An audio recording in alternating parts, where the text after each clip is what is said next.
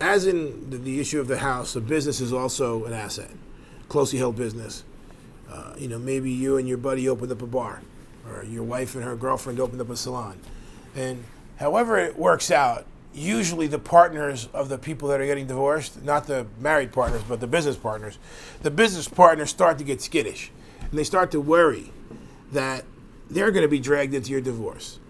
And they're worried for a couple reasons. And one is that maybe they don't want their spouse to know what's going on, because maybe they've been keeping their spouse in the dark.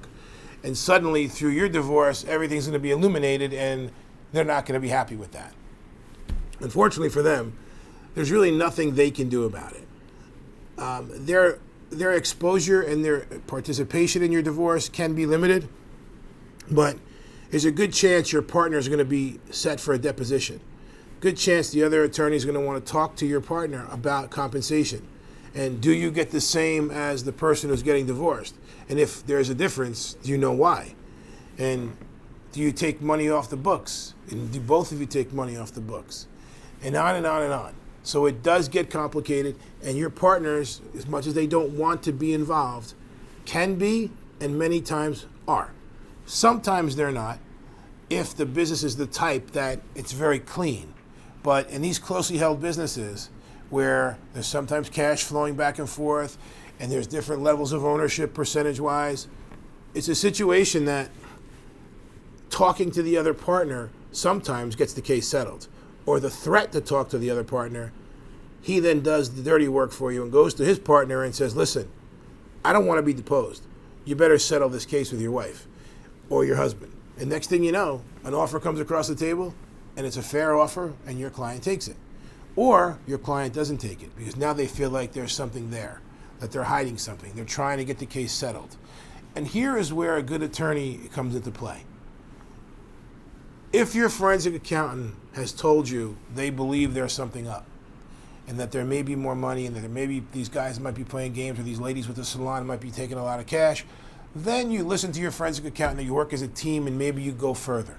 But if your forensic accountant and you talk about this, and you come up with the conclusion that even though they offered a deal, the deal looks like a good deal, and you don't think it's a call to go digging and spending more money and wasting more money.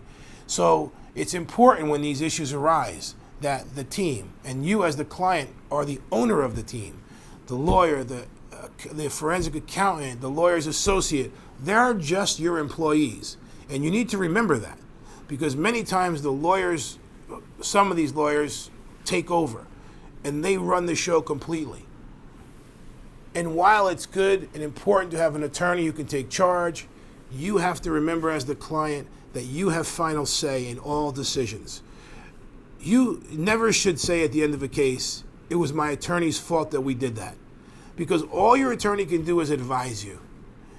And you make the choice. Now, if your attorney gave you the wrong choice, then, like in other words, if he said to you, take alimony for 6 years when you're married for 20 years, and he's telling you to take that, that's the wrong advice, okay?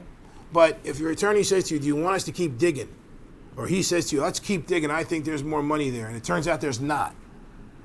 You have the ability to say, I'm done. I want to stop this divorce. I have enough. Goes back to the old saying, enough is enough. I have enough. It's worth $3 million. I'll take my $1 million, and I'm done. I don't want to look for another $200,000 and give you $200,000 to find $200,000. A cost-benefit analysis has to be made by you as the client and your attorney, with his help, with the forensic accountant. You all should work together, but don't lose sight of the fact that it's your team and they work for you.